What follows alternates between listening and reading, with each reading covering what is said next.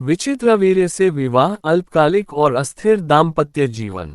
हस्तिनापुर के राजा शांतनु और रानी सत्यवती के छोटे पुत्र थे विचित्रवीर्य। अगर ये चैनल आपको अच्छा लगे तो प्लीज लाइक और सब्सक्राइब करें। अपने बड़े भाई देवव्रत, जो आगे चलकर भीष्म के नाम से विख्यात हुए, के ब्रह्मचर्य व्रत के कारण राजकुमार विचित्रवीर्य को ही राज्य का उत्तराधिकारी बनाया गया। भीष्म के त्याग और दृढ़ प्रतिज्ञा ने हस्तिनापुर की गद्दी को सुरक्षित तो कर दिया, पर इन प्रतिज्ञाओं ने आगे चलकर वंश की निरंतरता पर कई छायाएं भी डाली। युवावस्था प्राप्त करने पर विचित्रवीर्य के लिए योग्य वधू की खोज आरंभ हुई। उसी समय काशी नगरी में स्वयंवर आयोजित हुआ, जहां 3 राजकन्याएं अंबा, अंबिका और अंबालिका पतियों के चयन हेतु उपस्थित थीं। भीष्म हस्तिनापुर के लिए इस अवसर को श्रेष्ठ मानते हुए स्वयं युद्धर्थ सामर्थ्य से तीनों कन्याओं का अपहरण कर उन्हें हस्तिनापुर ले आए। लेकिन भाग्य ने एक अप्रत्याशित मोड़ लिया। तीनों में से अंबा पहले से ही काशीराज शाल्व से प्रेम करती थी और मन से उन्हीं को चुन चुकी थी। भीष्म ने ये सुनकर अंबा को सम्मानपूर्वक शाल्व के पास भेज दिया, पर शाल्व ने अपमानित होकर अंबा को अस्वीकार कर दिया।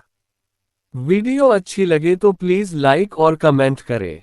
आहत अंबा की कहानी आगे चलकर प्रतिशोध और भीष्म वध का कारण बनी, लेकिन विचित्रवीर्य के दाम्पत्य से उनका संबंध यहीं समाप्त हो गया। शेष 2 राजकन्याएं अंबिका और अंबालिका का विवाह विचित्रवीर्य से कराया गया। शुरू में सब कुछ शांत और सरल था, परंतु विचित्रवीर्य का स्वभाव विलासी और अस्थिर माना गया है। वह भोग विलास में अत्यधिक लिप्त रहते थे और शासन व्यवस्था में कम रुचि लेते थे। इसके बावजूद उनकी दोनों रानियां अपने कर्तव्य और धर्म के अनुसार पति का साथ निभाती रहीं। समय बीता तो दाम्पत्य जीवन में एक अंतर्मन की दूरी पनपने लगी। विचित्रवीर्य का अनुशासनहीन एवं उच्छृंखल जीवन धीरे धीरे उनकी शारीरिक शक्ति पर प्रभाव डालने लगा।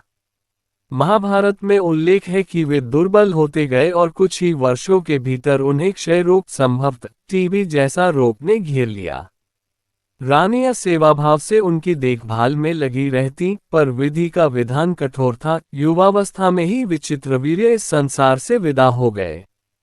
उनके निधन ने हस्तिनापुर के वंश को संकट में डाल दिया, क्योंकि उनकी कोई संतान नहीं थी। यह अल्पकालिक और अस्थिर दाम्पत्य जीवन केवल कुछ वर्षों का था, जिसमें प्रेम, कर्तव्य और त्रासदी तीनों का मिश्रण था। विचित्रवीर्य की मृत्यु के बाद हस्तिनापुर में वंश रक्षा का प्रश्न उठा। भीष्म अपने ब्रह्मचर्य व्रत के कारण संतानोत्पत्ति से पीछे हट गए। तब सत्यवती ने नियोग की प्रथा के अनुसार अपने पहले पुत्र ऋषि व्यास को बुलाया।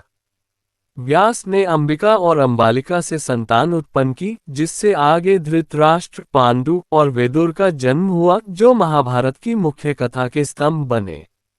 इस प्रकार विचित्रवीर्य का दाम्पत्य भले ही अल्पकालिक रहा, परंतु उनकी असमय मृत्यु ने एक ऐसी श्रृंखला को जन्म दिया, जिसने पूरे भारतवर्ष के इतिहास और महाभारत के महायुद्ध की दिशा तय की। अगर ये चैनल आपको अच्छा लगे तो प्लीज लाइक और सब्सक्राइब करें।